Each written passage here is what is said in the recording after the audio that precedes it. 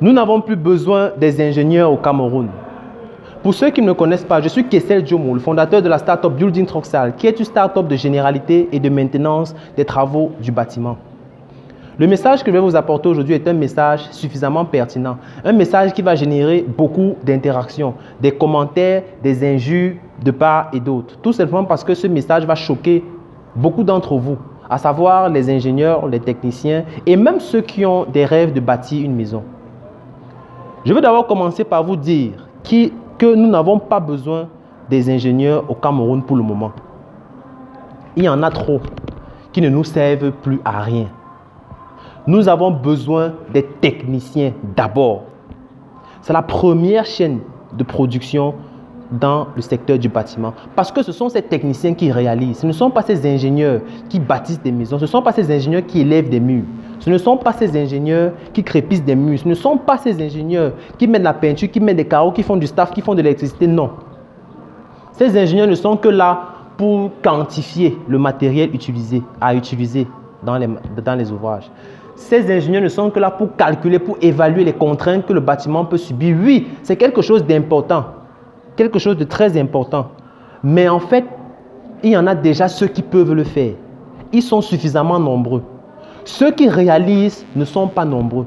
Et même s'ils sont nombreux, ils ne sont pas suffisamment performants, tout simplement parce qu'aucune école ne les forme. Il n'y a pas d'institution reconnue qui forme des techniciens qualifiés dans le bâtiment. Non. Le peu de techniciens qui existent sont bafoués. Le peu de techniciens qui existent sont marginalisés. Ils sont méprisés. Ils sont parfois même impayés. Et c'est tout ceci, c'est toutes ces contraintes qui font en sorte que ces techniciens sont mauvais dans leur travail. C'est toutes ces contraintes qui font en sorte que le technicien ne parvient pas à réaliser ce que le promoteur du projet attend de lui. Tout simplement parce que même le promoteur est un problème. Lorsqu'il décide de mal payer un technicien, il s'attend à quoi? Lorsqu'il décide de marginaliser un technicien, il s'attend à quoi? Lorsqu'il décide de traiter un technicien comme une ordure, vous allez voir des techniciens qui arrivent dans les chantiers, ils dorment sur les matelas qui n'ont même pas 5 cm d'épaisseur. C'est pour que demain ils soient performants comment sur le travail. Impossible. Impossible. Et pourtant, ces ingénieurs sont logés dans des hôtels. Ils ont parfois des voitures de service. Ils ont une assurance vie. Ils sont affiliés à CNPS. Ils ont tout pour être concentrés sur leurs travaux. Et ce ne sont pas pourtant eux qui réalisent des bâtiments comme nous voyons aujourd'hui. Ce sont ces techniciens. Que vous soyez super ingénieur, que vous ayez fait Bac plus 40 dans les grandes écoles à Lourdes, en France, aux États-Unis, si vous n'êtes pas entouré de bons techniciens, vos ouvrages seront toujours mauvais. Vos ouvrages seront toujours néfastes. Vous allez trouver des murs penchés. Vous allez trouver des définitions qui n'ont même pas de sens. Parce que le technicien qui réalise ces finitions n'a pas été bien formé au préalable ou alors n'est même pas formé, qui s'est formé de façon autodidacte, qui veut juste travailler et avoir de l'argent. Ce technicien n'est pas bien entretenu, ce qui fait en sorte qu'il n'est pas concentré même lorsqu'il pratique son travail, son métier. Je ne pourrais même pas dire un métier, je préfère dire son activité, parce que la technique n'est pas considérée comme un métier au Cameroun. La technique est considérée comme une activité. Et pourtant, la technique devrait être considérée comme un métier noble, à l'instar des médecins, des ingénieurs, des informaticiens. Parce que ces techniciens sont ceux-là qui réalisent vos ouvrages. Lorsqu'un technicien est assuré, lorsqu'un technicien est conscient du fait qu'il est en sécurité, lorsqu'un technicien sait qu'après ce travail, je serai bien payé, son ouvrage est tout simplement parfait. C'est vrai, je ne dis pas qu'il n'y a pas de techniciens incompétents ou alors des techniciens qui ne sont pas formés, qui sont compétents. Non, il y en a des techniciens compétents, mais ils sont peu, tout simplement parce que la majorité a été bafouée. Aujourd'hui, nous souhaitons avoir des techniciens qui ont des voitures de service. Nous souhaitons avoir des techniciens qui sont affiliés à la CNPS, qui ont un salaire, qui sont assurés. Un technicien qui, pendant son exercice dans des chantiers, par exemple, un maçon qui est sur l'échafaudage en train de travailler ou alors en train de crépir un mur, que ce technicien ait dans la tête que si aujourd'hui je chute de cet échafaudage, je tombe, je casse mon pied, mon enfant ne va pas mourir de faim. Ce technicien qui, pendant qu'il travaille, qui prend des risques pour réaliser ce que vous attendez d'eux, qui ne sont même pas parfois bien payés, que ce technicien ait dans sa tête que si je décède aujourd'hui, mes enfants ne vont pas souffrir. Comment est-ce possible? Il faut tout simplement que ces techniciens soient valorisés. Il faut tout simplement que ces techniciens soient normalement payés. Et il faut aussi que ces techniciens, vous techniciens qui m'écoutez actuellement, que vous preniez votre métier au sérieux parce que c'est ça qui vous fait vivre. Si vous voulez être considéré ou alors pris à votre juste valeur, parce que pour moi, vous êtes des demi-dieux.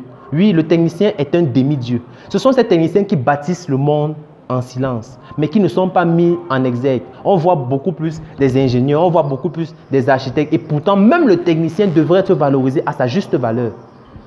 Car c'est grâce à lui que nous sommes protégés des intempéries. C'est grâce à lui que nous pouvons vivre et éduquer nos enfants dans un milieu agréable. C'est grâce à ces techniciens que nous pouvons éduquer nos enfants dans une sécurité normale, une sécurité considérable, car sans cette sécurité, l'homme ne serait pas ce qu'il est aujourd'hui. Sans cette sécurité, l'homme ne pourrait pas évoluer comme il évolue aujourd'hui. Sans cette sécurité, vous ne pourriez pas avoir des enfants. Ou alors vos enfants n'allaient pas durer. Tout simplement parce qu'ils ne sont pas en sécurité. La nature est brute, tout le monde le sait. La nature est brute, il y a tellement de maladies. D'ailleurs, il y a tellement... Juste les intempéries peuvent faire en sorte que votre enfant tombe malade et meurt dès la naissance. Demandez à des médecins, ils vont vous dire. Alors, c'est grâce à ces techniciens que nous existons. Ce que je cherche à essayer de vous faire comprendre, c'est tout simplement que vous soyez promoteur immobilier, vous avez votre argent. Sachez déjà une chose, vous n'allez jamais réaliser vos ouvrages avec votre argent si vous n'êtes pas entouré de bons techniciens. Faites une expérience, allez sur un terrain nu, sortez tous vos sous, que ce soit 5, 10, 15, 20, 500 millions, lancez sur un terrain et dites-moi si un bâtiment va naître. C'est impossible. C'est très impossible. Nous avons besoin donc de ces techniciens pour réaliser vos ouvrages. Je ne dis pas que nous n'avons pas besoin des ingénieurs, non. Je suis en train de privilégier la production des techniciens qualifiés. Je suis en train de demander à ces techniciens qui existent déjà de prendre déjà leur métier au sérieux. Ceci n'est pas une vidéo pour faire pour faire une publicité ou bien une stratégie de vente ou un marketing, quoi que ce soit, non. Ceci est une vidéo qui s'adresse aux techniciens, aux ingénieurs, aux entrepreneurs dans le bâtiment, aux promoteurs immobiliers. Le message est clair, prenez votre métier au sérieux, vous techniciens. Prenez les techniciens au sérieux, vous promoteurs. Et les ingénieurs, respectez les techniciens.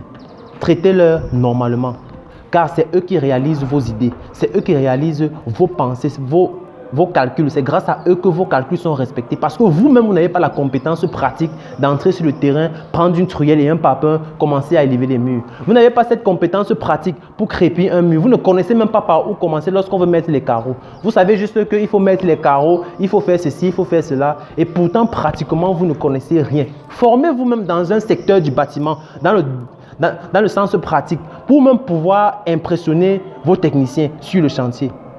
Pour pouvoir apporter une valeur ajoutée sur ce que vous avez déjà, qui est le domaine de l'ingénierie. Devenez aussi des techniciens. Apprenez aussi un métier qui peut vous faire gagner de l'argent si vous n'êtes même pas employé dans des services publics ou alors des entreprises privées.